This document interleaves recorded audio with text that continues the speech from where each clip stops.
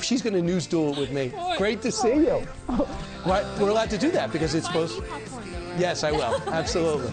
And we were allowed to do that because the pandemic's over and the Me Too movement.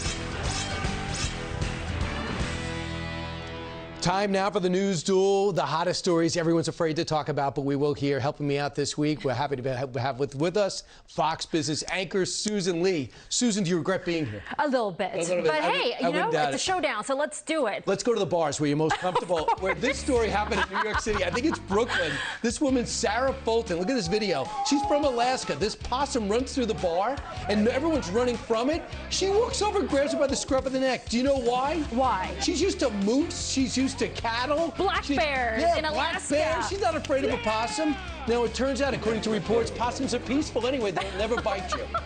Well, okay, so I knew there were hipsters in Brooklyn. I didn't know that they were possums. Right. And when I first looked at this video, I thought, is that a giant rat? Right. I mean, that is big. I think we have an all-time rat record. Someone's counting the rats in New York City, and I think we had extra. You go. All right, so let's talk about Top Gun 2.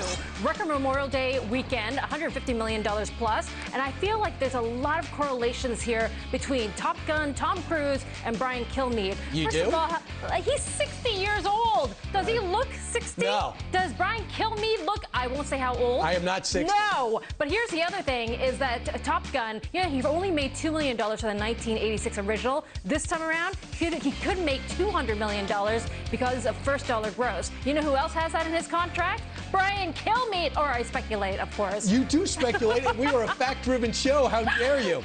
Next, I got to tell you this.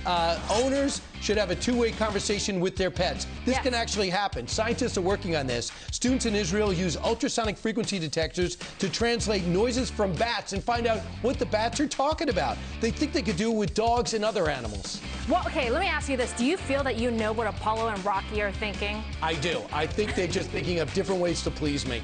And I think they're right. But by the way, this is not new. Okay. I was able to do some research. We've been hearing and understanding animals for at least 40 years. Remember the first time? Watch.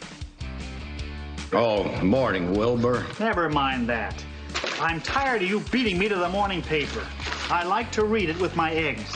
I like to read it with my hay. And that was a good show, by the way. I understood exactly what Mr. Ed was saying. Final story. Okay, final story is LeBron James, the first active player that's become a billionaire. And I am so impressed because if you looked through his ownership, $385 million in salary over his playing career. Not only does he have a stake in the Red Sox owner, Fenway Sports, he also has Liverpool's stake in the Premier League as well. And think about Tonal, think about Lyft. I also looked at Spring Hill and that production company with Maverick, Nike, of course, which actually thought about buying Spring Hill. So he's made $900 million off the court. No wonder he doesn't really need a salary. So at 37, he's going to have himself set up in retirement, but he wants to last, because you're a big basketball fan, till his son gets to the league, That's right. But here's what I want to know for people and viewers is that you don't get rich off salaries, even like Brian Kilmeade's salary. You get rich off ownership stakes. Right. Own the team. Don't wait to get hired. Yes. That's why you're making a move to buy Fox. Is that correct? Well, if I can afford it, but always ask for a stake. Work for the actual equity and not just money. It's the first time we actually learned something from News Duel that wasn't in the news. Thank you, Susan. Possums. That was a life choice of yours to come here. Hope it doesn't disappoint. And you're buying the popcorn when we go to Maverick. Because the world is out of popcorn, evidently. Because you can afford it. I can't afford it, but I have to bring my own because they don't make enough. Thank you so much, Susan. We'll watch you all over the channel on FBN especially. Wait, you're going to take a wide shot.